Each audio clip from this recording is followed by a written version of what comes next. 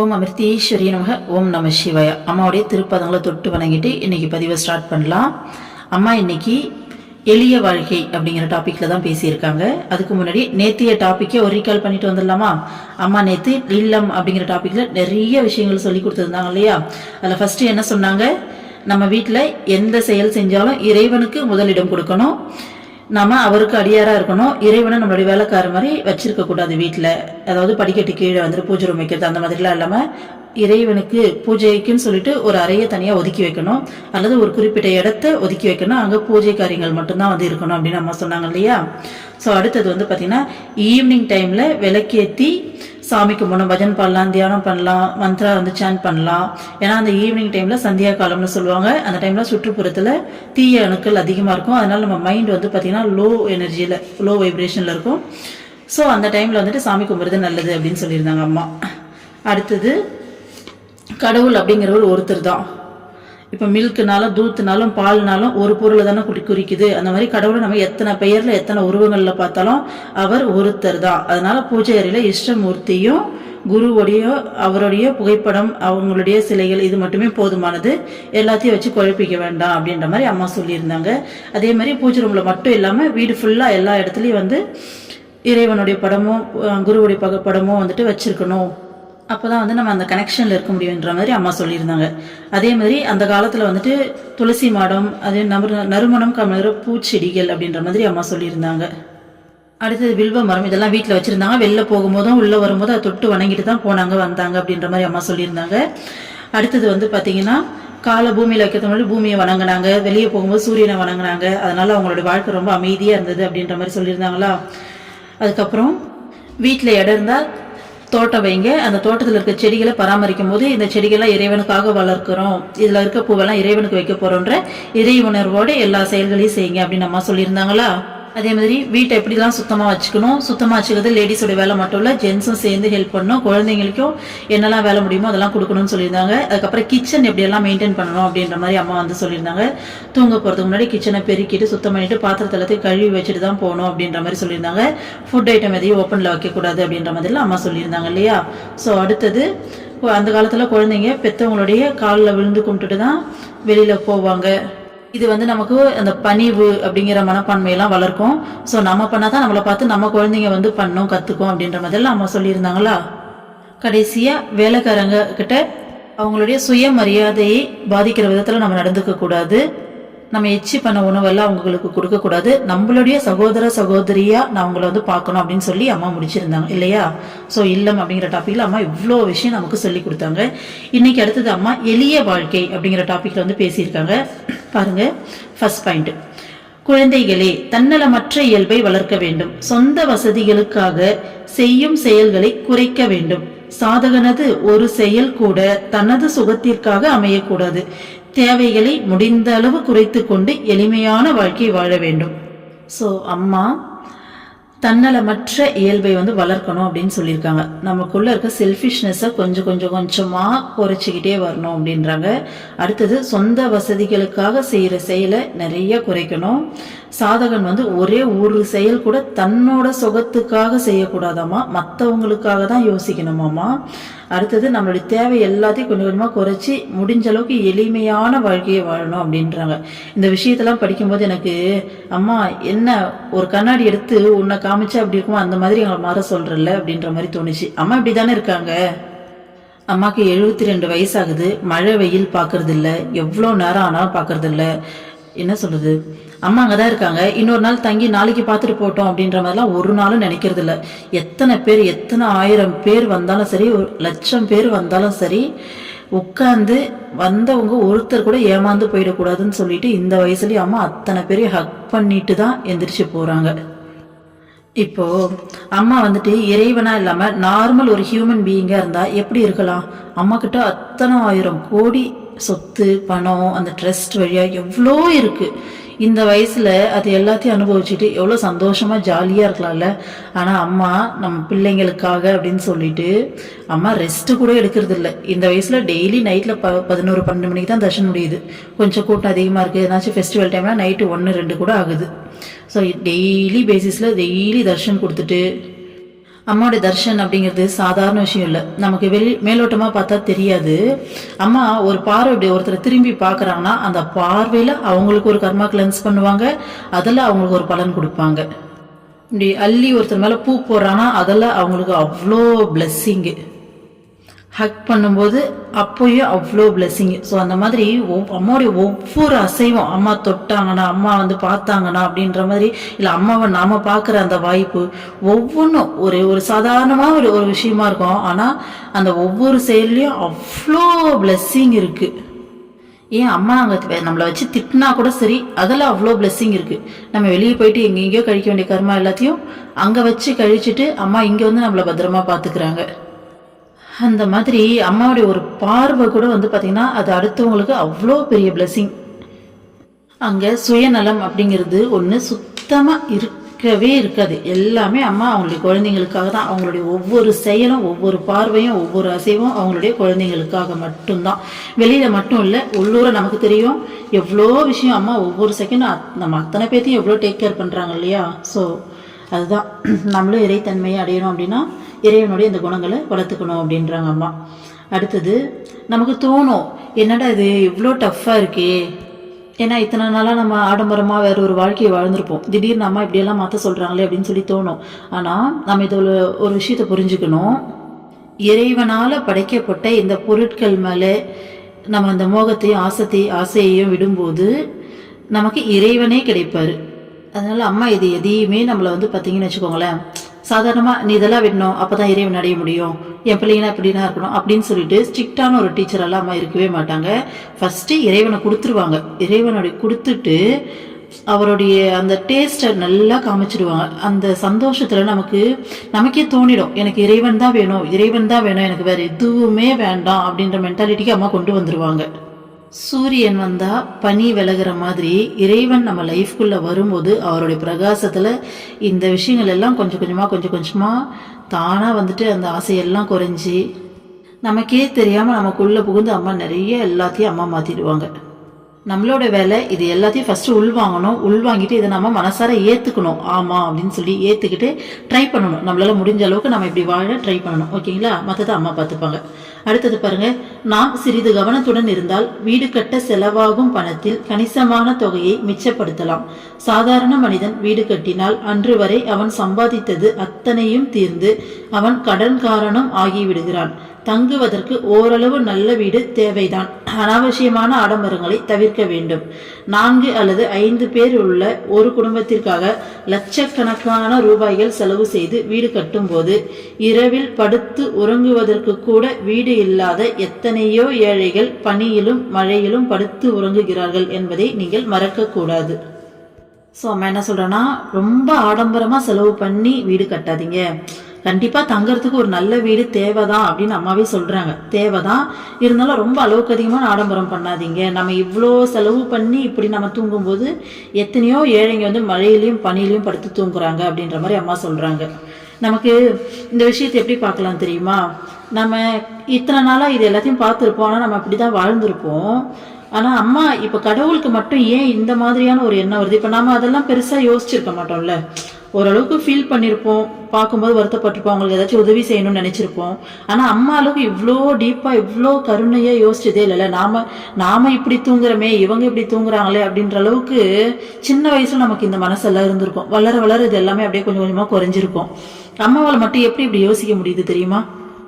நம்ம லைஃப்பில் நமக்கு ரொம்ப பிடிச்ச ஒரு பர்சன் எடுத்துப்போம். ஓகேங்களா? ரொம்ப ரொம்ப அவங்க தான் எனக்கு ஃபஸ்ட்டு அப்படிங்கிற மாதிரி ஒரு பர்சன் எடுத்துக்கிட்டு நாம் இந்த மாதிரி வீட்டில் தூங்கும்போது அவங்க அந்த இடத்துல தூங்குறாங்க அப்படின்ற மாதிரி நினச்சி பாருங்களேன். அப்போது நமக்கு இந்த ஃபீல் புரியும் நல்லாவே. நமக்குள்ள இந்த சுயநலம் அப்படிங்கிற எண்ணம் நீங்கும்போது நம்ம கண்ணுக்கு எல்லாருமே ஒன்றா தான் தெரிவாங்க. இவங்க பிடிச்சவங்க, இவங்க பிடிக்காதவங்க, இவங்க யாரோ, இவங்க தான் என்னோட சொந்தம், இது எதுவுமே தெரியாது. எல்லாரும் நம்ம கண்ணுக்கு ஈக்குவலாக தெரிவாங்க. அப்போ மற்றவங்களோட வழியை நம்மளால முழுமையாக உணர முடியும். அம்மா வந்து இறைவனாக இருக்கிறதால அம்மாவுக்கு எல்லாருமே அம்மாவுடைய குழந்தைங்க தான் இல்லையா? ஸோ ஒரு குழந்தை இப்படி இருக்கும்போது ஓகே அம்மாவுக்கு சந்தோஷம். ஆனால் இன்னொரு குழந்தை அதே டைமில் கஷ்டப்படும் போது அம்மாவுக்கு வலிக்குது. அதனால தான் இந்த மாதிரி யோசிங்க, இந்த மாதிரி இருங்கன்னு சொல்லி அம்மா நமக்கு சொல்லித்தராங்க. இந்த இடத்துல ஒரு விஷயம் சொல்லணும்னு நான் நினைக்கிறேன். இந்த மாதிரி நம்ம பண்ணும்போது நமக்குள்ள ஒரு பயம் வரும். அப்போ நான் கஷ்டப்பட்டு சம்பாதிச்சதெல்லாம் அப்படி கொடுத்துட்டா நாளைக்கு நான் என்ன செய்யறது, அப்போ நான் என்ன பண்றது அப்படின்னு சொல்லிட்டு நிஜமா சொல்றேன், அம்மா பார்த்துப்பாங்க. நம்ம எல்லாம் அம்மா கையில் இருக்கோம், தனியாலாம் இல்லை. ஓகேங்களா? அதே மாதிரி இன்னொரு விஷயமும் சொல்கிறேன், லா ஆஃப் கிவிங்னு ஒரு விஷயம் இருக்குது. நம்ம எந்த அளவுக்கு இந்த யூனிவர்ஸில் கொடுக்குறோமோ அது மாதிரி பல மடங்கு நமக்கு திரும்ப வந்து சேரும். ஆனால் நம்ம திரும்ப வரணும் அப்படிங்கிற எதிர்பார்ப்போடு கொடுக்கக்கூடாது. உண்மையாலுமே அந்த உயிர் பசியில் இருக்குது. ஸோ அது இந்த நிமிஷம் இதை சாப்பிட்டா அதுக்கு அந்த பசி போகும் இல்லையா, அப்படிங்கிற மாதிரி அந்த உயிர் அந்த தேவையில் இருக்குது. அந்த உயிருக்கு அந்த தேவை நிறைவேறினா அந்த உயிர் எவ்வளோ சந்தோஷப்படும், அந்த ஆத்மா எவ்வளோ சந்தோஷப்படும் அப்படிங்கிற அந்த நல்ல எண்ணத்தில் கொடுக்கணும். ஓகேங்களா? அப்படியே கொடுக்கும்போதும் நான் கொடுக்குறேன் அப்படின்ற எண்ணம் இல்லாமல் என் வழியா அம்மா கொடுக்குறாங்க, என் வழியா இறைவன் கொடுக்குறாரு அப்படின்னு சொல்லி பண்ணும்போது இன்னும் அதுக்கு பலன் வந்துட்டு அதிகம். பலன் அதிகம் அப்படிங்கிறதுக்காக செய்யக்கூடாது, ஆனால் இந்த மென்டாலிட்டியில தான் இருக்கணும் அப்படின்னு சொல்லிட்டு அம்மா சொல்லி கொடுத்துருக்காங்க நமக்கு. அதுதான் உண்மையும் கூட. நமக்கு மேலோட்டமா பார்த்தா ஏதோ நம்ம சம்பாதிக்கிறோம் நம்ம பண்றோம்னு தெரியும். ஆனா உண்மையான உண்மை நம்ம கையில வர ஒவ்வொரு காசும் ஒவ்வொரு விஷயமும் பார்த்தீங்கன்னா அம்மா தான் நமக்கு கொடுக்குறாங்க, இறைவன் தான் நமக்கு கொடுக்குறாரு. அதை நாம சுயநலமா மட்டும் பயன்படுத்தாம இந்த மாதிரி பொதுவா மற்றவங்களை நினைச்சு நாம பயன்படுத்தும் போது அப்ப இறைவன் பார்ப்பாரு. அப்போ இந்த குழந்தை வந்து பாத்தீங்கன்னா அதுக்கு கொடுக்கறத மற்றவங்க எல்லாருக்கும் ஷேர் பண்ணுது, மற்றவங்களுக்காக இது நல்லது செய்யுது அப்படின்னு சொல்லிட்டு நிஜமா அந்த மாதிரியான பர்சன்ஸ் தான் இன்னும் அதிகமா கொடுப்பாரு. நாளடைவில் அவங்க வந்து பார்த்தீங்கன்னா இறைவனுடைய மிகச்சிறந்த கருவியாகவே மாறிடுவாங்க. ஓகேங்களா? ஸோ மற்றவங்கள பற்றி இவங்க கேர் பண்ணும்போது இவங்களை கேர் பண்ணிக்க வேண்டியது இறைவனோட வேலையாக மாறிடும். ஓகேங்களா? அடுத்தது பாருங்க, பல நிறங்கள் உடையதும் ஆழ்ந்த நிறமுடையதுமான ஆடைகளை தவிர்ப்பது நல்லது. பிறரது கவனத்தில் படாமல் இருக்க இது உதவியாக இருக்கும். பிறரது பார்வை நம் மீது திரும்பும் போது நமது கவனமும் அவர்கள் மீது திரும்ப வாய்ப்பு இருக்கிறது. உடைகள் அணிவதிலும் வாழ்க்கை முறையிலும் எளிமையை கடைபிடிக்க நாம் இயன்ற அளவு முயல வேண்டும். அம்மா இதுல சாதாரணமாலாம் சொல்லி கொடுக்கல, இந்த புக்ல ரொம்ப ரொம்ப நுணுக்கமா இறங்கி சொல்லி தராங்க. ஓகேங்களா?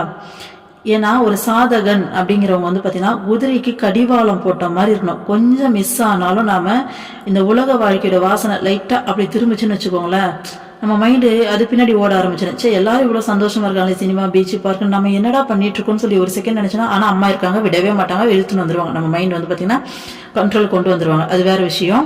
ஆனால் இருந்தாலும் நம்ம மைண்ட் இப்படியெல்லாம் வந்துட்டு தடுமாறும். அப்போ அம்மா எந்த அளவுக்கு டீப்பாக சொல்லித்தராங்க பாருங்க. ஒரு டார்க் கலர் ட்ரெஸ் போட்டுனா கூட நீ வந்து பார்த்தீங்கன்னா சாதனை தான் பண்ணிட்டு இருக்க, நீ கண்டுக்காம நீ வரணும் அமைதியாக தான் இருக்க. ஆனால் மற்றவங்களுடைய கவனம் உன் மேலே திரும்பும் போது அந்த வைப்ரேஷன், இந்த டெலிபதி சொல்லுவாங்க இல்லையா, ஸோ ஒருத்தவங்க நம்ம நினைச்சா அவங்களுக்கு அது போயிட்டு சேரும்ன்ற மாதிரி, அந்த மாதிரி அவங்க உன்னை பத்தி திங்க் பண்ணும்போது உன்னைக்கே தெரியாம உன்னோட கவனம் அவங்க மேல போகும். ஸோ மற்றவங்களை அட்ராக்ட் பண்ற மாதிரி மற்றவங்க கவனம் நம்ம பக்கம் திரும்புற மாதிரியான விஷயங்களை பண்ணாது. இது ட்ரெஸ்ஸுக்கு மட்டும் இல்லை, நம்ம எல்லாத்துக்குமே எடுத்துக்கலாம். மற்றவங்களுடைய கவனம் நம்ம மேல வர வேண்டிய அவசியம் கிடையவே கிடையாது. ஏன்னா நம்மளுடைய கவனம் முழுக்க முழுக்க இறைவன் மேல இருக்கணும்னு சொல்லி நாம ஓடிக்கிட்டு இருக்கோம். இந்த நேரத்துல மற்றவங்க கவனம் நம்ம மேல வந்து நம்ம கவனம் அவங்க மேல போயிட்டு இது தேவையில்லாம டைம் வேஸ்ட்டு. ப்ளஸ் வந்து பார்த்தீங்கன்னா நம்ம ப்ராசஸில் வந்துட்டு ஒரு படிக்கையில் இழுக்கிற மாதிரி இருக்கு இல்லையா. ஸோ எந்த அளவுக்கு அம்மா நுணுக்கமாக சொல்லித்தராங்க பாருங்க. ஸோ ஆன்மீகத்தில் எந்த அளவுக்கு அந்த நுணுக்கமாக பயணம் பண்ணணும் அப்படிங்கிறத அம்மா வந்து பாயிண்ட் பை பாயிண்டாக சொல்லிட்டு இருக்காங்க. அடுத்தது பாருங்க, பெண்கள் ஆபரணங்களின் மீதுள்ள மோகத்தை துறக்க வேண்டும். இனிய வார்த்தையும் நற்செயலுமே சரியான ஆபரணங்களாகும். அதுதான் நமக்கு பார்க்கறதுக்கு வேணா வெளி உலக வாழ்க்கையிலேருந்து பார்க்கறதுக்கு என்னடா அம்மா நகை போட வேணான்றாங்க, ட்ரெஸ் போட வேணான்றாங்க, வீடு கட்டாதீங்கன்றாங்க அப்படின்ற மாதிரி தோணும். இது எல்லாமே மாயைப்பா, எல்லாமே மாயை. திரும்ப திரும்ப இந்த நிறைய டைம் சொல்லிட்டோம், திரும்ப அதே தான். ஏன்னா இதுதான் உண்மை, அதுதான் திரும்ப திரும்ப சொல்ல முடியும். இதை தாண்டி இங்கே எதுவுமே கிடையாது இல்லையா. ஸோ எல்லாமே மாயை. இந்த உலகத்தில் இருக்கிற வரைக்கும் தான் இது எல்லாம் நமக்கு சந்தோஷம் கொடுக்குற மாதிரி தெரியும். இது எல்லாமே பார்த்தீங்கன்னா நிரந்தரமான சந்தோஷம் கிடையாது, முழுக்க முழுக்க தற்காலிகமான சந்தோஷம். ஒரு நகையை வாங்குறோம், ஃபர்ஸ்ட் டைம் போடும்போது பார்த்தீங்கன்னா அவ்வளோ சந்தோஷமா இருக்கும். அப்படியே நமக்கு பிடிச்ச நகை வாங்கிட்டோண்டா அப்படின்னு சொல்லிட்டு அவ்வளோ சந்தோஷமா இருக்கும். Second time, third time, fourth, fifth time, ஒரு 1 இயர் கழிச்சு வீட்டில் ஏதோ ஒரு மூலையில் கிடக்கும். பெருசாலாம் ஒன்றும் தோணாது. எப்பயாச்சும் ஒரு டைம் ஃபங்க்ஷனுக்கு போடுற அன்னைக்கு அப்படின்ற மாதிரி அப்படிதான் இருக்கும். ஸோ பொருட்களால் கிடைக்கிற சந்தோஷம் அப்படிங்கிறது அவ்வளோதான். அதே மாதிரி இது நம்ம கூட நிரந்தரமாக வரப்போதா? கிடையவே கிடையாது இல்லையா. நம்ம உடலே நம்ம கூட நிரந்தரமாக வரப்போறது இல்லை. ஒரு நாளைக்கு இந்த உடலை விட்டு நம்ம வெளியில ஆன்மா போக தான் போகுது. ஸோ அந்த ஆன்மா வெளியில போகும்போது அடுத்து என்ன நடக்க போகுது அப்படிங்கிறது தான் இங்கே ட்விஸ்டே. ஸோ அதுக்கான விஷயங்களை தான் நம்ம இங்கே பண்ணிட்டு இருக்கோம். இந்த உலகத்தில் வாழும்போது சுகமாக வாழறதுக்கான விஷயம் சுகமாக தான் இருக்கும். கண்டிப்பாக இறைவன் கையில் இருக்கும். நமக்கு என்ன குறை சொல்லுங்க? நம்ம இந்த உலகத்தில் எவ்வளோ பேர் இருக்காங்க. இத்தனை பேர்த்துல நம்மளை மட்டும் ஸ்பெஷலாக நம்மளை மட்டும் மீன்ஸ் இப்போ இறைவன் கிட்ட இருக்க எல்லாத்தையும் தான் சொல்றேன். மற்றவங்க எல்லாரும் இறைவன் பார்த்துக்கிறாரு, நான் இல்லைன்னு சொல்லலை. ஆனால் இருந்தாலும் நேரடியாக வந்து இவ்வளோ ஸ்பெஷல் கேர் கொடுத்து இறைவனே இறங்கி வந்து நம்மளை பார்த்துக்கிறாங்க. எத்தனை பேர்த்துக்கு இந்த பாக்கியம் கிடைக்கும்? இதை விட நல்லா எப்படி இருக்க முடியும் இந்த உலகத்தில்? இதை விட சொகுசா, இதை விட சந்தோஷமான ஒரு வாழ்க்கை இருக்கு? அது எல்லாமே போகஸ் இல்லையா? நமக்கே தெரியும் இல்லையா? ஸோ ஒரு சைடு வந்து பார்த்தீங்கன்னா நமக்கு இறைவனே நிற்கிறாரு நமக்காக. இன்னொரு பக்கம் பார்த்தீங்கன்னா இந்த மாயை உலகம் வந்து நிற்குது. நம்ம இந்த மாயை எப்போ வந்து ஒதுக்கி தள்ளிட்டு இறைவன் பக்கம் இப்படி சாஞ்சி இந்த பக்கம் டிராவல் பண்ண ஆரம்பிக்கிறோமோ அதுதான் நமக்கு நிரந்தரமான சந்தோஷத்தையும் நிரந்தரமான துணையாகவும் இருக்கும். நமக்கு பிடிச்ச மாதிரி ஒரு வாழ்க்கையை வாழ்ந்துட்டே இருக்கும்னு வச்சுக்கோங்க. ஒரு சுயநலமான பிடிச்ச மாதிரியான ஒரு வாழ்க்கையை வாழ்ந்துட்டே இருக்கும். ஆனால் லைஃப்ல ஒரு சில டஃப்பான சுச்சுவேஷன்ஸ் வந்து நிற்கும் பாருங்க. அந்த டைம்ல கதி கலங்கி போயிடுவோம். அன்னைக்கு நமக்கு துணைக்கு யார் நிற்கிறாங்க? ஸோ இறைவன் தான். அந்த டைம்ல நம்ம சேர்த்து வச்சிருக்க சொத்தோ இல்லை இத்தனை நாள் நம்ம என்ஜாய் பண்ண இந்த லைஃப் எதுவுமே உதவாது இல்லையா? ஸோ பொய் எல்லாத்தையும் ஒதுக்கி தள்ளிட்டு உண்மையான நிரந்தரமான சந்தோஷம், நிரந்தரமான ஆனந்தம், நிரந்தரமான ஒரு துணையை தேடுவோம் நம்ம. ஓகேங்களா? உண்மையை சொல்லணும்னா கடவுள் கூட இருக்கிற அந்த சந்தோஷமான வாழ்க்கையை கம்பேர் பண்ணும்போது இந்த பொருளோ இந்த மற்ற உணர்வுகளோ எதுவுமே வந்து பார்த்தீங்கன்னா குப்பை. உண்மையாக சொல்கிறேன், அது குப்பைக்கு சமம். இதை வந்து பார்த்தீங்கன்னா அம்மா அனுபவபூர்வமாக நிறைய விஷயங்கள் வந்து கொடுத்து புரிய வைப்பாங்க. எல்லாருமே அந்த அனுபவத்தில் தான் இருக்கீங்க இல்லையா? நம்ம மைண்டு எதுக்காக பயப்படுது? ஐயோ நாளைக்கு சாப்பாடு, நாளைக்கு என்ன பண்ணுறது, குழந்தைங்களுக்கு நாளைக்கு என்ன செய்யறது, இப்படி தானே பயப்படுது. அதான் கடவுள் இருக்காரே, அப்புறம் என்ன? நாளைக்கு உங்களுக்கு சாப்பாடு போட வேண்டியது அவருடைய கடமை. நீங்கள் கடவுள்கிட்ட இருக்கும்போது அவரை நம்பி அவர் சொல்கிற வழியில் நடக்கும்போது எப்படி உங்களை பட்னியை விட்டுருவார் அவரு? உங்களுக்கு பசிச்சா அவருக்கு பசிக்கும், நீங்க அழுத அவருக்கு வலிக்கும். அது உங்க பிள்ளைங்க இல்லை, அவரோட பிள்ளைங்க. அவர் பிள்ளைங்களை அவருக்கு பார்த்துக்க தெரியாது. ஸோ இந்த உலக வாழ்க்கையில நம்ம எல்லாத்தையும் நம்ம தலையில தூக்கி வச்சுக்க கூடாது. மொத்தமா இறக்கி அவர்கிட்ட கொடுத்துட்டு அவரை பார்க்கறது மட்டும்தான் நம்மளுடைய பொறுப்பு. அவர் மேல கவனம் செலுத்துறது, இறைவன் மேல கவனம் செலுத்துறது, இறைவன் சொன்ன வழியில நடக்கிறது மட்டும்தான் நம்மளுடைய வேலை. நம்மளையும் நம்ம குடும்பத்தை எல்லாத்தையும் பார்த்துக்க வேண்டியது அவங்களுடைய வேலை. அவ்வளவுதான். சரிங்களா? அடுத்தது பாருங்க, பெண்கள் ஆபரணங்களின் மீதுள்ள மோகத்தை துறக்க வேண்டும். இனிய வார்த்தையும் நற்செயலுமே சரியான ஆபரணங்களாகும். ஸோ ஏற்கனவே சொல்லிட்டோம் இல்லையா அதை? ஏன்னா லேடிஸ்க்கு வந்து ஜுவல்ஸ் மேலே கொஞ்சம் அதிகமாக ஆசை இருக்கும் இல்லையா? ஸோ அதனால அம்மா அதை வந்து பர்டிகுலராக சொல்றாங்க. அப்போ பெண்களுக்கு எது வந்துட்டு நல்ல ஆபரணமா? இனிய வார்த்தையும் நற்செயலும். நம்ம அம்மா எடுத்துக்கோங்க, ஏன்னா நகை போட்டா உட்காந்து நம்மளை அட்ராக்ட் பண்ணிட்டு இருக்காங்க. ஆனால் அம்மா கிட்ட போற எத்தனை பேரும் நாம அம்மான்னு சொல்லி என்னமா உருகி ஓடுறோம். நற்செயலும் இனிய வார்த்தையும் தான் ஆபரணங்கள் அப்படின்றாங்க அம்மா. அடுத்தது பாருங்க, பழைய ஆடைகளை வீணாக்காமல் அவற்றை துவைத்து சுத்தமாக்கி ஏழைகளுக்கு அளிக்க வேண்டும். ஸோ பழைய ட்ரெஸ்ஸஸ்ல தான் வேஸ்ட் பண்ணாதீங்க. அதையும் பாருங்க, சும்மா அப்படியே எடுத்து கொடுக்க சொல்லாமா, துவைச்சு சுத்தம் பண்ணி தான் கொடுக்கணுமாமா. எப்பயுமே அம்மா வந்து ஒரு தானம் கொடுக்குறோம் அப்படின்னா கூட அதை வந்து பார்த்தீங்கன்னா முழு அன்போட சுத்தமாக ரொம்ப நல்லதா கொடுக்கணும் அப்படின்றதுல அம்மா வந்து எப்பயுமே சொல்லிட்டே இருக்காங்க. அடுத்தது பாருங்க, குழந்தைகளே எச்செயலையும் பலனை எதிர்பாராமல் செய்யுங்கள். பலனை எதிர்பார்ப்பதே துன்பத்திற்கு காரணமாகும். நமது வாழ்வை இறைவனுக்கு அர்ப்பணிக்க வேண்டும். அவர் நம்மை காப்பார் என்று நம்ப வேண்டும். இறைவனிடம் அனைத்தையும் அர்ப்பணிக்கும் மனதை வளர்ப்பதற்கான பயிற்சியையே இல்லற வாழ்க்கையின் மூலம் நாம் பெற வேண்டும். மனைவியும் குழந்தைகளும் உறவினர்களும் நம்முடையவர்கள் அல்ல என்பதையும் நாம் அவர்களுக்குரியவர் அல்ல என்பதையும் நாம் தெரிந்து கொள்ள வேண்டும். எல்லாம் இறைவனுடையவை என்ற உறுதியான எண்ணம் ஏற்பட வேண்டும். அப்பொழுது இறைவன் நமது சுமைகள் அனைத்தையும் ஏற்றுக்கொள்வார். நமது இலக்கை நோக்கி கையை பிடித்து நம்மை அழைத்து செல்வார். பாருங்க, அம்மா சிம்பிளா அடிச்சுட்டாங்க. இந்த பாயிண்ட் நான் படிக்கிற இப்பதான் பாக்குறேன். என்னமா சொல்றாங்க பாருங்க. கர்மயோகம் ஃபர்ஸ்ட். எந்த செயலையும் பலனை எதிர்பார்க்க கூடாது. பலனை எதிர்பார்க்காம செய்யணும். பலனை எதிர்பார்க்கறது தான் துன்பத்துக்கு காரணம் அப்படின்ட்டாங்க அம்மா. நம்மளுடைய வாழ்க்கையே இறைவனுக்கு அர்ப்பணிச்சிடு. ஒரு செயலை செய்யறியா, இறைவனுக்காக செய்யறான். இதுல என்ன ரிசல்ட் கொடுக்குறாரு அது அவருடைய விருப்பம், அவ்வளவுதான். நல்ல ரிசல்ட் கொடுக்குறாரா, சந்தோஷம். இல்ல நம்ம எதிர்பார்த்த ரிசல்ட் வரலையா, அப்ப அந்த இடத்துல அனுபவம் கொடுக்குறாரு நமக்கு. ஸோ நம்ம வந்து பார்த்தீங்கன்னா ஏதோ ஒரு விஷயத்த இன்னும் புரிஞ்சுக்கிட்டு அடுத்த நிலைக்கு வந்து மனசளவில் ஏற போறோம். அவ்வளோதான், முடிஞ்சது. ஓகேங்களா? அடுத்தது, கடவுள்கிட்ட எல்லாத்தையும் ஒப்படைச்சிடுங்க. இப்பதான் நம்ம அதை சொல்லிட்டு இருந்தோம். அம்மா அதே விஷயத்த சொல்றாங்க இங்க. கடவுள்கிட்ட எல்லாத்தையும் ஒப்படைச்சிடுங்க அப்படின்றாங்க.